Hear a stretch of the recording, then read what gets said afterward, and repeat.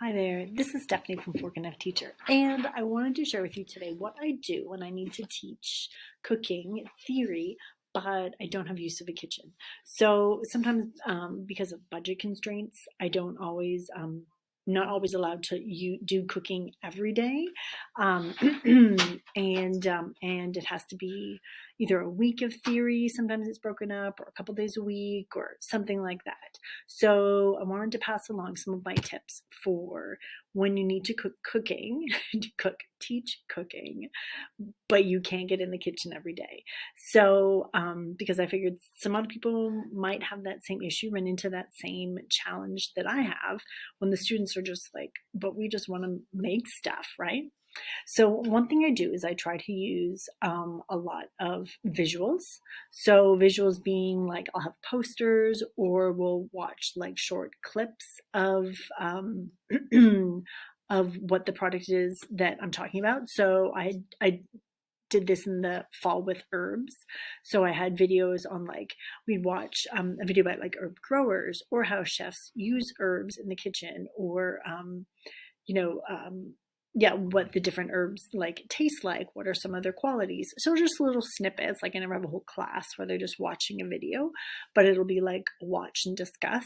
So visuals like that. I also have like a poster that I made up. They can either like go on the bulletin board for that theory, or whatever that theory is, or can be passed out in class and they can have it as a reference. So visuals is one of my things. The other thing I like to do is, if I can, do a little taste testing. So this is my herbs sample sheet, just as an example here that I would do. So I could break it up into group and prep it ahead of time. So like, let's say there's like 5 groups. So each group gets a sample sheet, and I have the different herbs kind of blocked off on here. Like number 1 would be dill for all the groups, that kind of thing. And then they have to taste number 1. And then, what does it taste like? What does it smell like? What does it look like to you?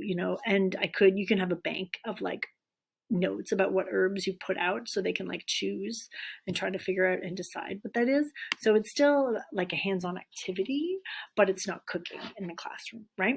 So yeah, so visuals is good. If you can do a taste testing activity, that's great. And then also excuse me, I do games. So I'll do like quiz games, kind of Jeopardy style, where like they choose a point, like a point amount, and then I read the question.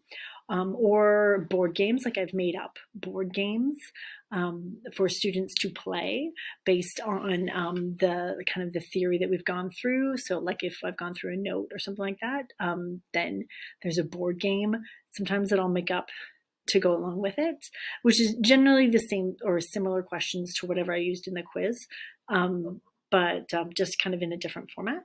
So those are some things that I like to do if I'm constrained with cooking every day and I need to do more theory, more notes, kind of more written tests, that kind of thing. So there you go. There's my tips for teaching theory in a cooking classroom. Thanks. This is Stephanie from Fork and Knife Teacher.